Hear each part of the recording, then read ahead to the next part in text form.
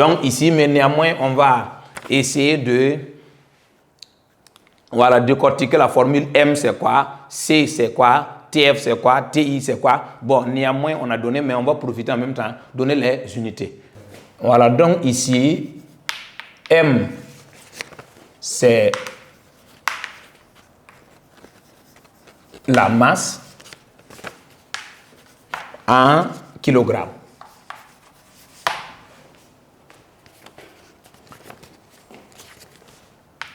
Le C,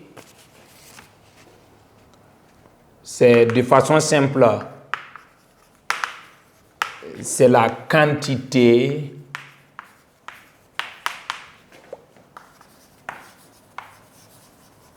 de chaleur qu'il faut fournir à 1 kg, c'est important, à 1 kg d'eau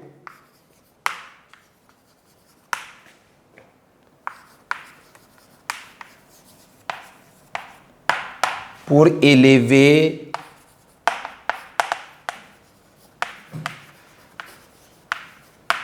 sa température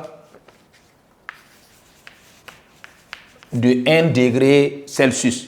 Voilà, donc si vous avez 1 kg d'eau et puis nous voulons que cette masse d'eau-là puisse augmenter en termes de température, puisse augmenter de 1 degré, ça veut dire qu'il y a de l'énergie qu'on doit fournir à l'eau. Maintenant, cette énergie-là, n'est rien d'autre que C. Maintenant, le C également, on peut dire que c'est ce qu'on appelle la chaleur massique de l'eau. Voilà, maintenant, c'est important parce que l'unité de C va dépendre de Q. Voilà, que nous allons voir. Ce n'est pas compliqué. Donc, cette valeur vaut quoi exactement? Donc, on va continuer. Voilà, cette valeur, voilà, cette quantité de chaleur vaut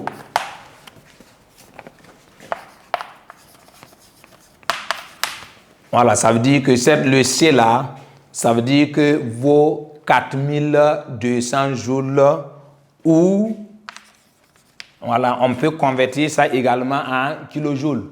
Voilà, et donc ça ou combien? 4,2 voilà, kilojoules.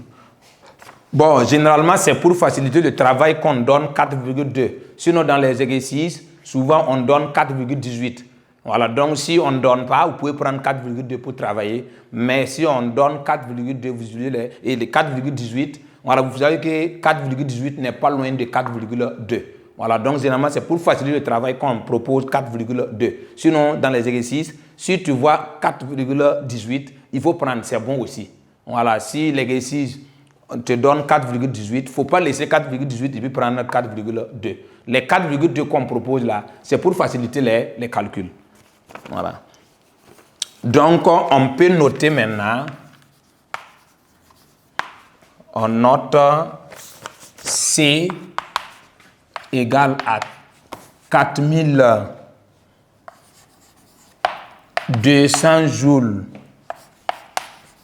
par kilogramme degré Celsius, où C est égal à 4,2 kJ par kilogramme degré Celsius. Voilà, donc ce sont des valeurs qui ne changent pas. Ça, on vous donne ça, ça, on vous donne ça. Maintenant, c'est important. Il faut suivre, par exemple, si on vous donne ça, C est égal à 4200 joules par kilogramme degré Celsius, ça veut dire que si vous prenez ça avec le C, ça veut dire que le Q là, ça veut dire que l'unité de Q là va s'exprimer en joules. C'est important. Maintenant, si par exemple on vous donne ça, C est égal à 4,2 kJ par kilogramme, non seulement la masse c'est toujours en kilogrammes, mais ici notre Q là maintenant, ça va être en kilojoules. Voilà, donc c'est important. Voilà, ça veut dire que si tu ne respectes pas ça, normalement, c'est la formule seulement, on te donne les points et puis l'application numérique, c'est 0. Voilà, donc il faut être vigilant concernant les unités de Q. Ça dépend de C. Voilà, si le C c'est 4,2 kJ par kilogramme degré Celsius, ça veut dire que le Q doit être en kilojoules. Si le C c'est 4200 joules par kilogramme degré Celsius, ça veut dire que le Q là est en joules. Donc tout ça là, il faut analyser. Voilà, donc il ne faut pas commencer à écrire sans rien comprendre. Voilà, donc on peut noter ça pour que ça puisse rester pour toujours. Au niveau du premier tiret, si C est en joules par kilogramme degré Celsius, alors Q est en joules. Voilà, ça c'est important. Si C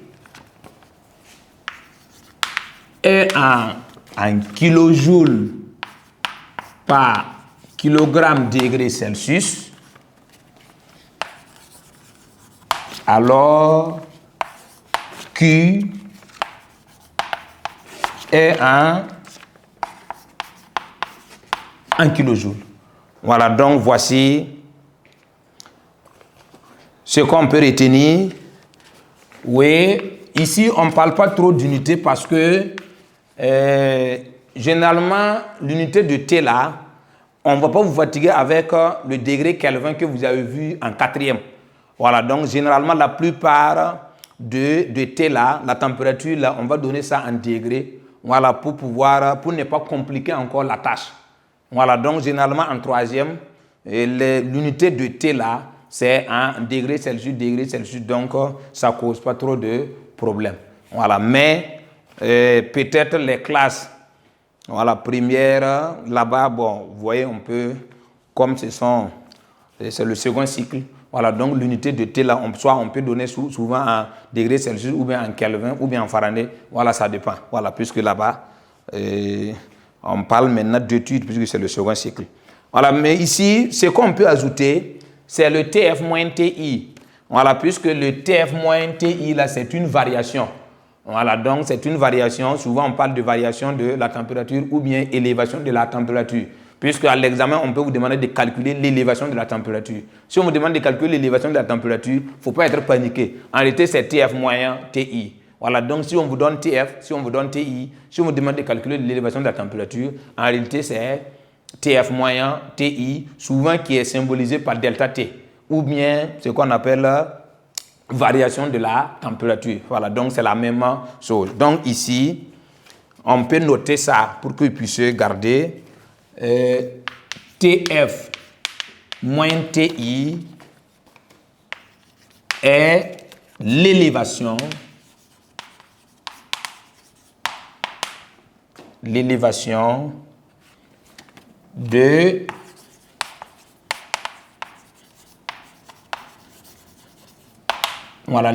de la température ou bien variation de la température. Voilà, donc les deux, ça marche. On va revenir sur ça également. Maintenant, TF moins TI là, on va revenir pour dire que c'est delta T. Et puis en fonction de ça, avec cette formule là, on va essayer maintenant de trouver des conséquences. Ça veut dire qu'on va prendre cette formule-là. Si on vous demande de calculer M avec cette formule, calculer TF moins T avec cette formule, ou bien TF, puisqu'on peut demander de calculer la masse, ou bien de calculer la température finale, ou bien de calculer la température initiale. Je vous ai dit que le C, c'est rare qu'on vous demande, puisque le C, là, c'est une constante, puisqu'on ne change pas de corps, c'est l'eau. Voilà, donc, on va continuer avec les conséquences. C'est-à-dire, voilà, on peut vous demander de déterminer les autres paramètres. Donc, je vous invite à suivre.